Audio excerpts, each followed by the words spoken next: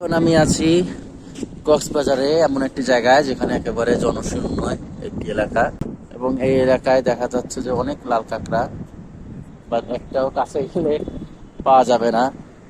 যখনই কাছে যাবেন সব একেবারে এই যে ছোট ছোট গর্ত করা আছে, সেই গর্তে সব ঢুকে যাবে। এই যে ছোট ছোট গর্ত করা, এই সব গর্তে ওরা ঢুকে যাবে।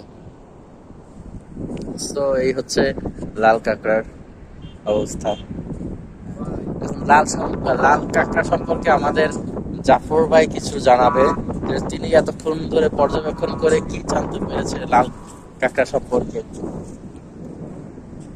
হ্যাঁ জাফর ভাই, আপনি কিছু বলেন আমি আর কি বলবো লাল কাঁকড়া ভাই, সম্পর্কে। আমি আর বলার কি আছে আমার।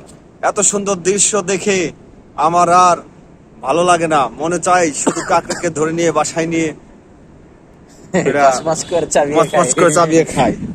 এত লাল কাকড়া না দেখলে অবিশ্বাস্য, অবিশ্বাস্য।